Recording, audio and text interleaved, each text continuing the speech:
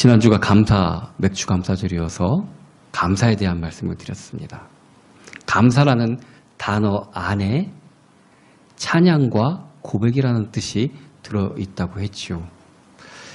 자, 기분 좋으면은 뭐 하다가 일하다가 노래가 흥얼흥얼거리죠. 기쁘면 그렇습니다.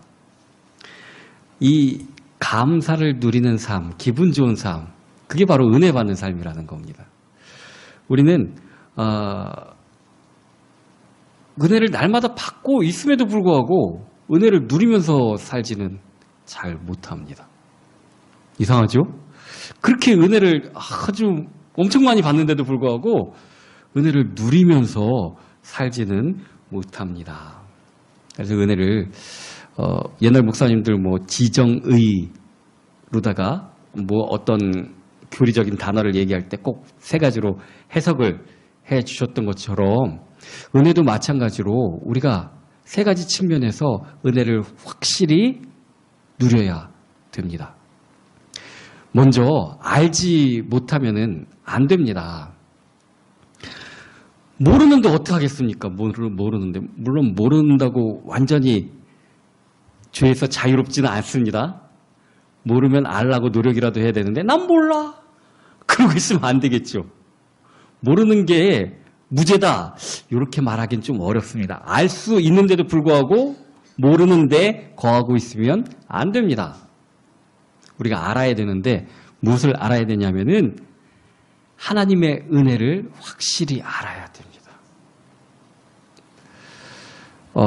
제가 청주에 와서 서울에서도 괜찮았었는데 시골에서 목회 한 6년 동안 하다가 서울이 아니라 청주로 나와 보니까 그 시골 공기에 갑자기 청주 그 도심 공기가 섞여지니까 갑자기 그해 겨울에 천식 발작이 와가지고 저는 저희 아버지도 그렇고 저희 작은 누나도 그렇고 천식이 있었는데 그런 병인지 몰랐습니다. 내가 경험해 보니까 알겠더라고요. 이야, 이게 딱 이러다가 숨이 안 쉬어지는 걸 어떡합니까? 공기가 안 들어오는데 해도 공기가 안 들어오는 걸 어떡합니까? 그래서 그때 정말 그 찬양이 너무 와닿는 것이 은혜 아니면 살아갈 수가 없네. 호흡마저도 다 주의 것이니. 이게 정말 깨달아졌습니다. 내가 숨 쉬는 것도 주님의 은혜입니다. 저는 정말 당연한 줄 알았습니다. 당연한 거 아니더라고요. 안 쉬어질 수 있더라고요. 호흡마저도 주님의 은혜입니다. 내가 살아가고 있는 것이 내 힘과 내 능력으로 사는 것이 아니라 정말 주님의 은혜로 살아가는 것이 깨달아져야 됩니다. 이게 안 깨달아지면은 맨날 나만 옳고 다른 사람은 다 잘못된 겁니다.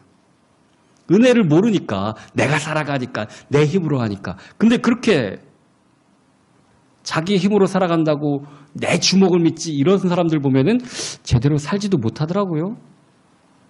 제대로 자기 힘으로 살지도 못하는 사람들이 그렇게 자기 힘으로 산다고 착각과 오해를 하더라고요. 내 힘으로 사는 거 아닙니다. 하나님의 은혜로 살아가는 것입니다. 그것이 지정의에서 알지자, 깨닫는 것, 은혜를 깨닫는 것입니다. 두 번째는 이게 생각해보니까 내 힘으로 사는 게 아니라 정말 하나님의 은혜로 살았구나 하고 머리로만 아는 게 아니라 정말 가슴으로 느껴져야 되는 겁니다. 감동은 머리의 깨달음으로 오는 거 아닙니다. 아무리 잘 쓴 책이라고 그러는데도 불구하고 소설이나 시에서는 감동을 받아도 설명서 읽고서 감동받지는 않죠. 머리로 깨달아지긴 하는데 감동은 안 옵니다. 그것은 정말 내 가슴에 부딪혀야 되는 겁니다. 하나님의 은혜가 내가 정말 하나님의 은혜 아니면 내가 어떻게 살아? 1년 12달 또 하루 24시간 다 하나님의 은혜로 살지. 이렇게 말하기는 쉽고 깨닫기는 쉽습니다. 그런데 정말로 느껴지는 건 체험이 있어야 됩니다. 내 삶 가운데 정말 체험이 있어야 됩니다. 대한민국이 아니라 온 세상에 반은 남자고 반은 여자입니다. 그죠? 내가 결혼할 수 있는 사람들이 결혼 적령기의 청년들 보면 굉장히 많습니다. 이런 말씀 드리면 참 뭐하지만 또 지금 배우자가 내가 만났던 사람 중에 최고입니까? 객관적으로 아닐 때가 많죠. 이게 이성적이고 지적인 영역에서 사랑이 일어나는 게 아니라는 것을 아주 역설하고 있는 부분입니다. 내 마음에 들어와야 됩니다. 결혼하게 되고 사랑하게 되려면. 아무리 이 사람보다 옛날에 만났던 사람이 훨씬 더 나은데? 그럼 뭐합니까? 마음에 안 들어온 걸. 그죠? 사랑이라는 것도 정말 감정적인 것이고 감성적인 것이지 이성적으로 되어지는 것이 아닙니다. 하나님이 그렇게 만드셨습니다. 저 사람 아니면은 나 죽을 것 같아. 따지고 보면 별것도 아닌데요. 그런 인간의 감정이 얼마나 절실하기도 하지만 변화무쌍한 것인지를 보여주는 것이 로미오와 줄리엣 아시죠? 다 셰익스피어의 아주 비극 중에 하나인데 그 첫 부분 보면은 이 로미오가 처음부터 줄리엣이 첫사랑이라 반해갖고 어떻게 못해갖고 그런 게 아니라 처음에 다른 여자를 막 좋아하고 이걸 어떻게 할까 막 고민하다가 그렇게 빠져있지 말고 한번 나랑 같이 저 원수 집안이 누구 잔치를 한다는데 거기 한번 놀러 가보자 해서 갔다가 만나는 겁니다. 그 전에는 그 여자 이름이 로잘린이었잖아요. 아주 그 여자한테 푹 빠져 있었던 상태였습니다. 로미오가. 근데 또 변하네요. 두 번째인지 세 번째인지 모르겠지만 줄리엣에게는 자기 생명을 자살로 결말이 되어지죠. 생명을 끊을 정도로 그렇게. 근데 아마도 둘이 잘 돼서 결혼했으면 끝까지 잘 갔을까. 그죠? 또 다른 사람 나왔을 수도 있습니다. 어쨌든 사람은 정말 감정이 움직여야 그 다음 단계 의까지 이릅니다. 머리로만은 안 됩니다. 내 체험이 있어야만 정말 그 은혜 안에서 행동으로, 즉 은혜 받은 자의 삶으로 살아갈 수 있게 됩니다. 이게 의입니다. 순서가 분명히 있습니다. 깨닫는 게 먼저입니다. 체험되는 게 두 번째입니다. 세 번째는 그 체험된 은혜로 살아갈 수 있게 됩니다.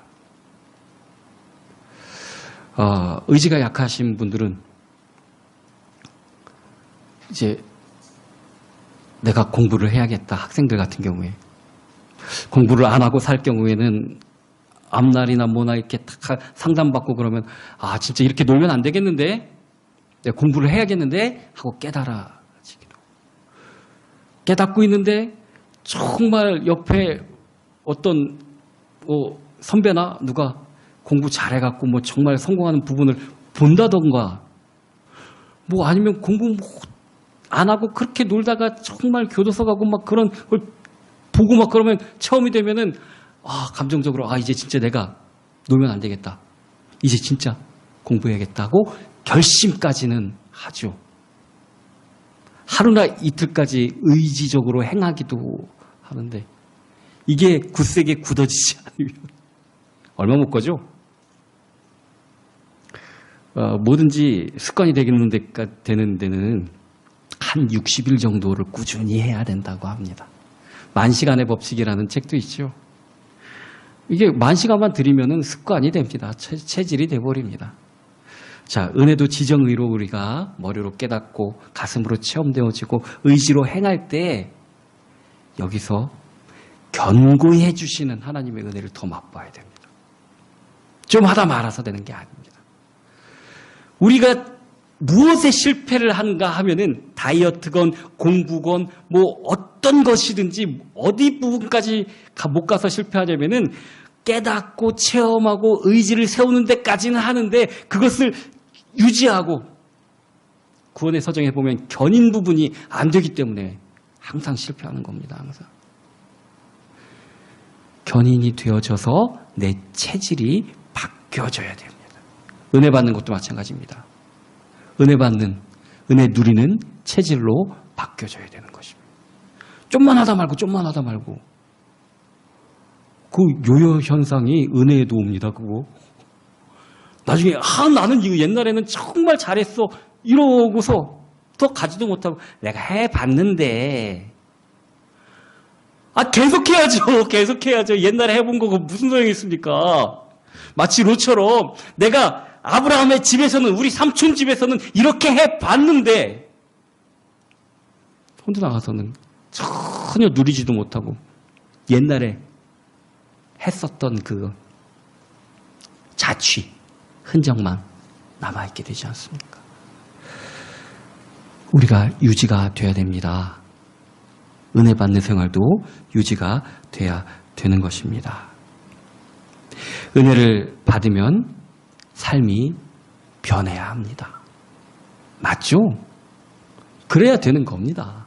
은혜 받은 자의 삶으로서 삶이 바뀌어야 됩니다. 선생님들의 역할이 정말 중요합니다. 어렸을 때 보면은 많은 선생님들이 나한테 그렇게 관심 가져주지 않고 막 그러면은 그냥 아이들은 학교랑 선생님하고 상관없이 나가려고 하는 습관이 있습니다. 나 삐뚤어질 테야. 근데 정말 학생들이 여럿 있는 학급 중에서도 내가 뭐 공부를 그렇게 잘하는 것도 아니고 뭐 그렇게 잘생긴 것도 아니고 예쁜 것도 아니고 우리 집안이 좋은 것도 아닌데 이상하게 나에게 관심을 가져주고 칭찬도 잘해주고 뭐 이 선생님을 만나는 순간 얘 인생이 달라지기 시작합니다. 그죠? 경험들이 있을 겁니다. 이상하게 나에게 잘해주시는 선생님. 나에게 은혜를 베푸는 사람을 만난다면 내 삶이 달라지는 것입니다. 나에게 은혜를 주시는 하나님을 만났다면은 내 삶이 당연히 하나님이 원하는 방향으로 변화돼야 되겠죠. 그죠? 우리 삶이 변해야 됩니다. 사도 바울이 예수님을 만나기 전까지는 하나님이 원하는 삶이 무엇인지 몰랐습니다. 그냥 열정만 가지고 살았습니다. 오히려 예수 그리스도를 핍박하는 게 하나님이 기뻐하시는 일인 줄 착각을 했습니다. 그런데 예수님을 만난 이후에는 하나님이 나에게 바라는 것이 무엇인구나. 이것을 확실하게 깨달았습니다. 그리고 하나님이 주신 은혜로 정말 복음을 증거하는데 자기 목숨이 한 개밖에 없는 게 너무 안타깝다고 생각할 정도로 주의 일을 행했습니다.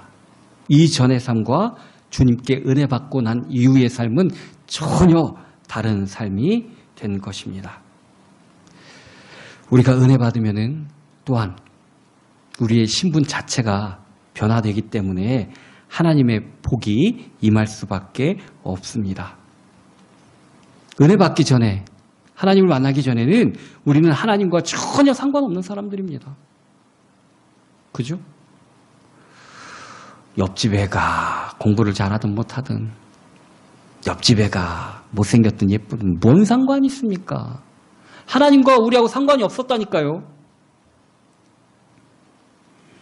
아무리 하나님 앞에 해봤자 왜 하나님 자녀도 아닌데 하나님이 뭔 귀를 기울이십니까? 그죠?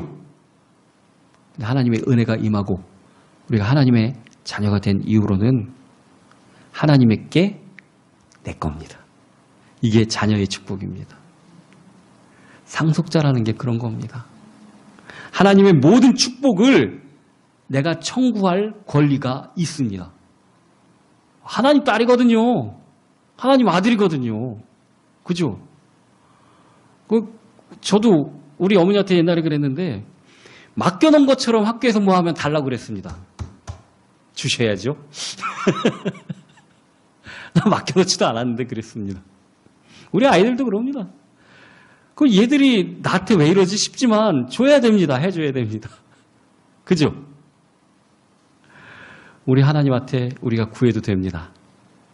하나님이 아빠가 되셨기 때문에 그렇습니다. 그것이 은혜 받은 자의 삶이라는 것입니다. 은혜에 대한 설교를 하려고 마음먹게 된 계기가 우리 전도사님이 저에게 보내주신 이 은혜라는 찬양이 너무 요새 꽂혀 있어서 이 설교의 제목을 은혜의 목적과 받을 때라고 정해하고 은혜에 대해서 살펴보게 되었습니다. 이 가사가 보면은 내가 누려왔던 모든 것들이, 내가 지나왔던 모든 시간이, 내가 걸어왔던 모든 순간이 당연한 것이 아니라 은혜였소 하는 고백입니다. 해가 뜨고 저녁 노을, 봄의 꽃향기와 가을의 열매, 변하는 계절의 모든 순간이 당연한 것이 아니라 은혜였소. 내가 누리는 것, 모든 것이 주님의 은혜입니다. 근데 왜 맨날 서글프고 낙심하고 실망 가운데 삽니까? 우리 하나님이 그런 우리를 보면은 아우 내가 애지중지하면서 저 녀석을 키우는데 저놈은 맨날 나는 안 보고 딴 거 보면서 저렇게 슬퍼하니 내가 어떡하나 해야 되나 하시지 않겠습니까? 정말 이 땅에 살면서 하나님의 은혜를 온전히 누리시기 바랍니다. 왜냐하면 우리 아빠가 하나님이십니다. 그렇죠? 하나님의 은혜를 누려야 됩니다. 자, 우리가 은혜를 받을 수밖에 없는, 또 받아야 되는, 또 받는 이유가 뭘까요? 맞습니다. 아까 얘기한 대로 아빠가 하나님이라서 그런 겁니다. 하나님이 주시니까, 그죠? 무조건 받아야 되는 것입니다. 아이들도 독립하기 전까지는 부모의 은혜 가운데 살아갈 수밖에 없습니다. 부모의 은혜라고 그러니까 이상하죠? 근데 은혜가 맞습니다. 그죠? 오죽하면은 그 어버이날 노래도 은혜가 나옵니까? 은혜가 맞죠? 그죠? 은혜로 받아서 사는 겁니다. 우리 다른 집에 비교해서 누구네 엄마는 모두 해주고 누구네 엄마는 그렇게 지극정성으로, 그건 그 집 아들 딸 얘기고, 우리 엄마 아빠가 우리를 안 그렇게 키우셨으면은 우리 생명이 보존됐겠습니까? 다 은혜지. 지금 내가 살아있는 거 보면 부모님 은혜가 확실한 겁니다. 이것도. 그죠? 부모 은혜 없으면 죽는 겁니다. 다. 그죠? 부모 은혜 아니면 죽는 겁니다. 살아있을 수가 없는 겁니다. 더 크게 봐서 하나님 은혜 아니면 우리는 살아갈 수가 없습니다. 하나님의 은혜로 살아가는 것입니다. 그런데 그렇게 이해하면 쉬울 텐데 우리가 읽은 6장 1절은 하나님의 은혜를 헛되이 받지 말라라고 되어져 있습니다. 이상하죠? 살아있다면 무조건 은혜를 받는 건데 헛되이 받지 말라는 것은 무슨 뜻일까요? 무슨 뜻일까요? 모든 것이 성경에 나오는 부분은 넓은 의미가 있고 좁은 의미가 있습니다. 창조도 넓은 의미에서 보면은 하나님이 지으신 그 피조물 그 안의 것을 가지고 또 창조하시는 것, 그것도 좁은 의미에서는 창조입니다. 넓은 의미에서 창조입니다. 좁은 의미에서는 없는 것에서부터 무에서 있으라 해갖고 생기는 것만 창조지만, 넓은 의미에서는 미리 만들어 놓으셨던 거 가지고 다른 것을 만드시는 것도 창조입니다. 대표적인 경우가 인간이죠. 인간은 다른 것처럼 있어라 뿅이 아니라 흙을 가지고 만드셨다고 얘기하십니다. 그죠? 자, 그리고 또 이 종교에 대해서도 마찬가지죠. 넓은 의미의 종교로 보면은 그냥 하나님과 사람과의 관계, 이렇게 넓게 볼 수 있습니다. 그 넓은 의미의 종교로 볼 때는 기독교도 분명히 종교 안에 포함이 되죠. 그런데 좁은 의미에서 종교라고 하면은 얘기가 달라집니다. 그냥 거기 있었어요? 내가 이따가 전화할게요. 그리고 나중에 또 전화하고 이런 관계가 아니라 좁은 의미에서의 관계는 하나님이 내 속에 내주하시고 계시는 것을 얘기하는 겁니다. 이게 좁은 의미에서 종교예요. 은혜도 마찬가지입니다. 넓은 의미에서 볼 때는 우리가 살아가고 숨쉬고 모든 것이 다 은혜이지만 좁은 의미의 은혜가 있는데 그것은 하나님의 자녀로서 살아갈 수 있는 힘이 바로 좁은 의미의 은혜라는 것입니다. 주님께서 은혜 주시지 않으면 우리는 신앙생활을 할 수가 없습니다. 하나님이 기뻐하시는 대로 살아갈 수가 없습니다. 그래서 하나님의 뜻대로 하나님이 기뻐하시는 대로 살아갈 수 있도록 은혜를 허락해 주시는 것인데 이 은혜를 받고도 하나님이 기뻐하시는 대로 전혀 살지 않는 것을 헛되이 은혜를 받는다라고 얘기를 하는 것입니다. 안 믿는 사람에게나 믿는 사람에게나 늦은 비라 이른 비를 즉 우리 살아가는 데 필요한 것들을 기본적인 은혜는 다 제공해 주십니다. 그러나 특별히 하나님이 택하신 자녀에게는 그 자녀로서 우리 아버지를 기쁘게 하며 살아갈 수 있게 할 수 있는 힘을 주시는데 그것이 은혜라는 것입니다. 이런 은혜를 받아놓고도 그의 나라와 그의 의를 위해서 사는 것이 아니라 세상 사람들하고 똑같이 내 욕심을 위해서 살아간다면 이것은 은혜를 헛되이 받는 것이라고 얘기하고 계시는 것입니다. 사도 바울이 주님을 만나서 주님의 은혜를 받은 다음부터는 내가 무엇을 먹든지 마시든지 또는 살든지 죽든지 주를 위해서 할 것이다. 내가 복음을 증거하는데 내가 죽는다면은 그것이 더 유익할 것이다. 이게 은혜 받은 자의 삶이라는 얘기입니다. 우리는 은혜를 많이 구합니다. 그런데 그 은혜가 무엇을 위해서 우리에게 주신 건지는 잊어버리고 삽니다. 정말 우리가 아까 교동문에서 이사야서 58장에서 읽은 것처럼 정말 안타까운 마음으로 우리 주변에서 죽어가는 영혼들을 바라볼 수 있어야 되는데 은혜 받은 자라면은 나는 은혜가 있다면은 이 시대 가운데 허무하게 죽어가는 사람들을 봐도 아무렇지도 않다면은 사망의 그늘에 앉아 죽어가는 저 영혼들을 보고도 마음이 아무렇지도 않다면은 우리에게 주신 은혜를 너무 헛되이 쓰고 있는 것이 아닌가 우리가 생각해 봐야 됩니다. 은혜를 받고 하나님이 원하는 대로 살아가는 삶은 내가 받은 은혜를 그 은혜를 모르는 사람에게 흘려보내는 삶입니다. 그것이 은혜 받은 자의 삶이라고 얘기해 주고 계십니다.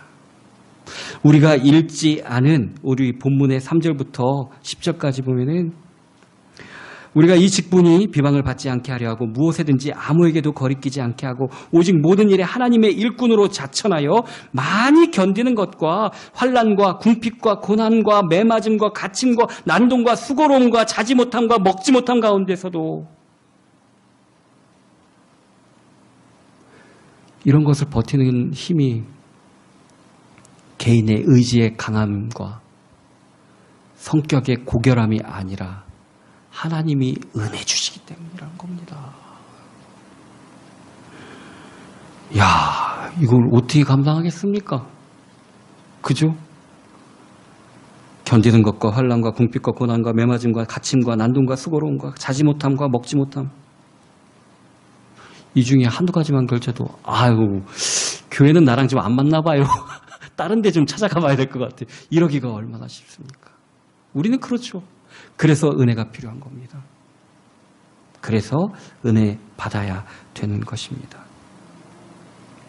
8절 보면은 영광과 욕됨으로 그러했으며 악한 이름과 아름다운 이름으로 그러했느니라. 영광과 욕됨 이 말은 욕됨은 독세스라는 헬라어인데 영광은 독세스라는 헬라어인데 인기 있다, 존중받는다 이런 뜻입니다. 우리가 예수 믿어서 사람들한테 우리 사도 바울도 마찬가지죠. 세움받았던 교회 가면은 얼마나 존중해주고 마치 아브라함이 하나님과 사자들을 대접했듯이 이 바울을 얼마나 지극정성으로 대접했습니까? 왜냐하면 복음을 받은 사람이 있기 때문에.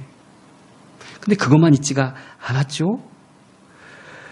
욕됨, 영광만 있는 게 아니라 욕됨도 분명히 있는 겁니다. 이 아티미아스라는 헬라어가 욕됨이라는 단어에서 사용됐는데 이 아티미아스라는 얘기는 천하다, 천하게 여긴다 그런 얘기. 얼마 전에 벨기에 대사 부인이 그 백화점에서 점원 때렸다가도 한번 문제가 있었는데 공원에서 걷다가 청소부가 빗자루가 자기 옷에 닿았다고 따귀를 때리고 또 보통 사람이 아닌 모양입니다. 이 사람 중국 사람이라는데. 그래서 아주 인터넷에 또 시끌벅적. 아니 만약에 같은 대사급들 친선 모임에서 누가 이렇게 잠깐 옷 건드렸다고 그렇게 따귀 때리고 승질낼까요? 청소부가 그러니까 지보다 못하고 천하다고 생각하니까 그런 갑질을 하는 거 아닙니까? 자, 우리가 예수 믿는다는 이유로 다른 사람에게 천하게 여김받는 거 오늘 본문에서 보면은 기쁜 마음으로 감당해야 된다는 겁니다. 요즘 자본주의 세상에서는 이 물질의 소유로 계층을 나눕니다. 옛날같이 타고난 귀족이 없고 대부분 얼마를 돈 갖고 있는가 이걸로 계층을 나누는. 예수님 믿는다. 근데 그래서 그지같이 돈도 없다. 자, 사도 바울이 그럴 사람이 아닙니다. 나면서부터 로마 시민권을 갖고 있고 그 당대 최고의 가말리엘이라는 이 율법사 밑에서 개인 교습을 받아가면서 30세에 사내들인 공회의원이 될 정도로. 근데 예수님 만나고 복음 증거하러 다니니까 정말 천한 쓰레기처럼 여김을 받았습니다. 이유도 없이 때리고 가두고 나중에 나 로마 시민인데 그러니까 진짜 그진 줄 알았는데 그거 갑자기 그럴 정도로 돌로 쳤는데 죽은 줄 알고 내다 버릴 정도로 정말 쓰레기처럼 여김을 받았습니다. 물론 앞부분에 이 독세스처럼 존중도 받고 하나님 믿는 사람 앞에서는 정말 예수님 같은 존중도 받았습니다. 그런데 쓰레기 같은 천하게 여김도 받았습니다. 이것이 중요한 게 아니라는 겁니다. 은혜 받은 자는 그것을 견딜 수 있다는 얘기입니다. 또 악한 이름과 아름다운 이름으로 그러했는 악한 이름이라고 그러는 것이 좀 이상하죠. 근데 원어를 보면은 이 악한 이름, 악하다는 뜻이 무엇인가 하면은 나쁜 디스페미아스라는 헬라어인데 페미아스는 이름, 평판 그런 뜻인데 디스 이게 나중에 영어로 가갖고 디스의 원형이 되는 건데 아주 깎아내리고 나쁘게 말하는 것. 사람들이 괜히 그렇게 헐뜯는 거 있죠. 그 나쁜 평판이 악한 이름인 것입니다. 또 아름다운 이름 이건 뭐 말할 것도 없죠. 유페미아스 좋은 평판, 칭찬 이런 뜻입니다. 내가 복음을 증거하고 내가 주의 나라를 위해서 살 때 사람들이 아이고 저 사람은 정말 예수님 잘 믿어. 저렇게 예수 잘 믿으면 정말 좋겠네. 이런 좋은 이름의 칭찬을 받을 수가 있지만 어디 그러기만 합니까? 아주 괜히 쓸데없이 욕하는 사람들 많죠. 저희가 여기 교회 이사 오고 나서 이 라인들이 교회에 대해서 굉장히 불만들이 많았었습니다. 뭐 어떡합니까? 아무리 뭐 떡도 갖다 주고 뭐 잘해도 자기들이 우리를 싫어하는 걸 뭐 어떡합니까? 악한 이름으로 우리를 부르는 걸 어떡하겠습니까? 근데 가만히 있을 뿐인데 하나님이 치워주시더라고요. 하나님이 알아서 해주시더라고요. 우리는 나에게 대해서 뒤에 가서 들려오는 얘기나 그런 걸 들을 때 아주 눈이 뒤집혀지죠. 어서 나한테 그런 소리를 갖다 대놓고도 안 하고 뒤에 가갖고 그런 소리를 해. 막. 차마 쫓아가서 머리끄댕이 붙잡고 싸우고 싶은데 차마 그러지 못하면은 그 잊혀지지는 않고 가슴 한켠에 콕콕 쌓아놓죠. 제가 나한테 그랬어. 제가 나한테 그랬어. 이걸 이길 방법도 은혜 받는 것밖에 없습니다. 우리는 그렇습니다. 나한테 잘해준 사람은 저 사람 좋은 사람, 나한테 욕하고 막 그런 사람 어우 나쁜 놈. 우리는 그렇습니다. 우리는 그렇습니다. 그걸 이기는 방법 은혜 받는 삶입니다. 은혜 받는 삶. 하나님의 은혜 가운데 있어야 됩니다. 자, 지금이 은혜 받을 때라고 말씀하고 있습니다. 보라, 지금은 은혜 받을 만한 때요. 보라, 지금은 구원의 날이로다. 이 말은 뭘까요? 하나님은 은혜 주실 준비가 다 돼 있다는 얘기입니다. 그죠? 지금 받으라는 얘기는 주실 분은 이미 준비 끝! 너만 받으면 된다는 얘기입니다, 지금. 자, 우리가 하나님의 은혜로 살아가야 됩니다. 헛되이 받지 않으려면 은혜를 가지고 정말 주를 위해 살아가야 됩니다. 근데 그게 부담스럽고 그게 마음에 좀 그래서 하나님 난 아직 준비가 안 된 것 같아요. 지금은 아닌 것 같아요. 이러고 있다는 얘기입니다. 이 말을 반대로 뒤집어 보면은 다른 어떤 물질적인 축복이나 뭐 그런 거에 대해서는 정말 갈망, 열망하면서 주를 위해서 살아갈 만한 주님의 일을 하는 데 필요한 보급품은 아직이요. 아직은 아닌 것 같습니다. 근데 하나님 분명히 말씀하십니다. 바로 지금이다. 네가 은혜 받을 때가 지금이다. 그렇게 말씀해주고 계십니다. 우리가 이 은혜를 미루고 있다는 건 정말 어리석은 일입니다. 마치 교도소에서 재소자가 한 20년형을 받았는데 교정위원회에서 보니까 이 사람 충분히 고쳐진 것 같아. 교화된 것 같아. 이 정도 살았으면 되겠어. 그래서 가석방이 이루어져서 위원회에서 이제 당신은 가석방 되었습니다. 나가셔서 이제는 바르게 사십시오. 기뻐 뛰며 주를 봐야지 정상인데 아닌 것 같습니다. 저는 아직 세상에 나갈 준비가 안 됐습니다.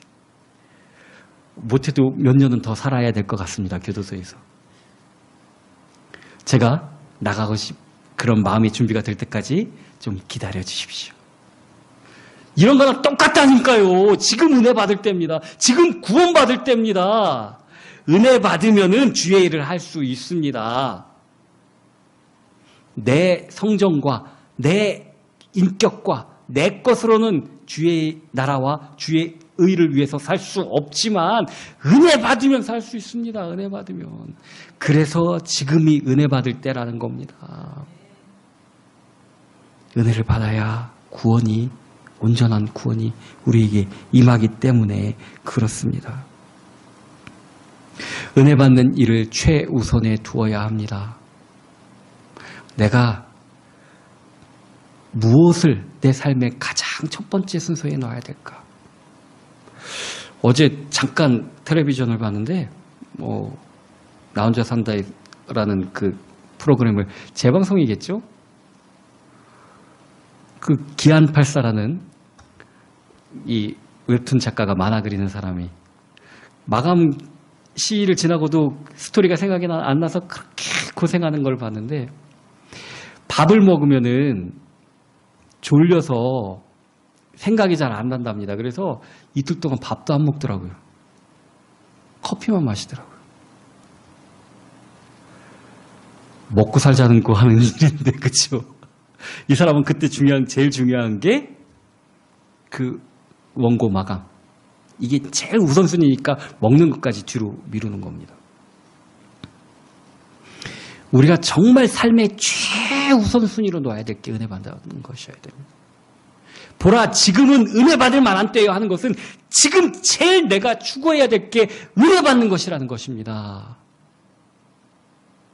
은혜 받아야 됩니다. 솔직히 말하면은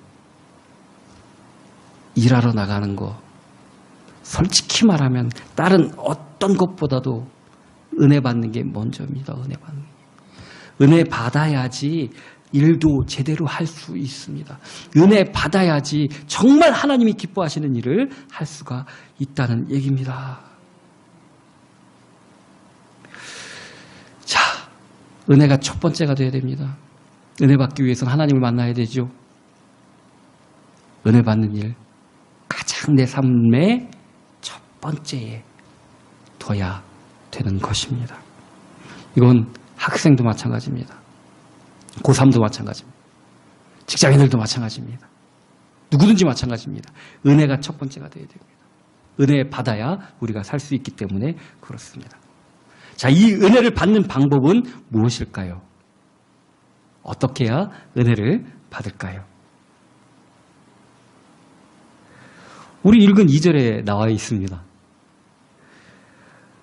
내가 은혜 베풀 때에 너에게 듣고 구원의 날에 너를 도왔다. 우리의 기도를 듣고 우리의 구함을 듣고 은혜를 베푸셨다는 얘기입니다. 기도해야 됩니다. 기도해야 됩니다. 하나님 앞에 구해야 되는 것입니다. 고린도후서 9장 8절 하나님이 능히 모든 은혜를 너희에게 넘치게 하시나니 이는 너희로 모든 일에 항상 모든 것이 넉넉하여 모든 착한 일을 넘치게 하려 하심이라. 은혜 받아야 주의 일을 할 수 있기 때문에 은혜를 넘치게 우리에게 허락하시는데 그것을 하나님이 들을 수 있도록 구해야 된다는 얘기입니다. 우리 기도만 들어보면 우리가 무엇을 가장 중요시 여기는지 다 나타나죠. 알 수 있죠. 하나님이 그것을 듣고 거기에 합당한 은혜를, 우리 하나님은 이게 좀 인색하신 분이 아니라서 합당한 은혜가 한 요만큼이라면 한 요 정도 넣어주십니다. 그렇게 막 딱 빡빡하게 주시지는 않습니다. 그런데 기도 들어보면은 아이고 얘가 은혜가 얼마나 필요한지 알겠다. 아십니다. 아직도 헛된 것에 온 마음과 생각이 가 있다면은 얘한테는 뭐 이걸 줘야 되나 말아야 되나 고민스러울 거 아닙니까? 솔직히 말하면은 우리가 구하는 것을 듣고 우리에게 합당한 은혜를 허락하신다고 말씀해 주셨습니다. 하나님의 일을 마음껏 하기 위해서 그것을 구한다면 하나님은 넘치게 허락하실 것입니다. 자, 하나님이 계시는 것, 하나님이란 존재 자체가 우리에게 은혜입니다. 그죠? 그 고아원에서 보육원에서 자란 아이들이 정말 느껴보고 싶어 하는 단어가 엄마라는 단어랍니다. 배우기는 배우는데 그게 어떤 건지를 모르기 때문에 그렇습니다. 문학작품이나 어디나 나오긴 한데 그럼 우리 원장 선생님 같은 분을 엄마라고 부르기도 하고 그러니까 그런 이미지가 엄마일까? 아니죠. 아닙니다. 우리 하나님을 우리가 느끼고 누려야 됩니다. 세상 사람들이 왜 허하고 왜 돈은 많이 벌고 왜 힘도 세고 그런데도 그렇게 자살들을 하고 허할까? 놀랍게도 자살률은 잘 사는 나라일수록 더 높습니다. 왜 그럴까? 못 살면은 먹고 사는데 집중해갖고 그거 어떻게라도 한 끼 더 먹어야 되니까 자살할 생각은 안 하죠. 근데 먹고 사는 거에 염려가 없으면 도대체 내 살아서 뭐 할까? 이거. 그렇게 되는 거죠. 그죠? 하나님 없는 삶은 다 그렇습니다. 하나님의 자리는 하나님만 채워지기 때문에 그렇습니다. 우리를 만드신 분이 하나님이시기 때문에 그렇습니다. 그 하나님을 만나고 아빠라고 부를 수 있는 이 은혜를 온전히 누려야 되고, 또 이 은혜를 받으면 은혜 받은 자로서 정말 우리 아빠를 기뻐하시게 하는 그 삶을 살아갈 수 있어야 되기 때문에 그 은혜를 더욱 구해야 됩니다. 내 삶의 최우선 순위가 은혜 받는 것이어야 됩니다. 정말로 우리가 왜 은혜를 받아야 되는가? 그 은혜의 목적과 그럼 언제 은혜 받아야 될 것인가? 지금입니다. 지금 받아야 됩니다. 지금. 이것을 놓치지 말고 살아갈 수 있는 저와 여러분이 되기를 예수 그리스도의 이름으로 축원합니다.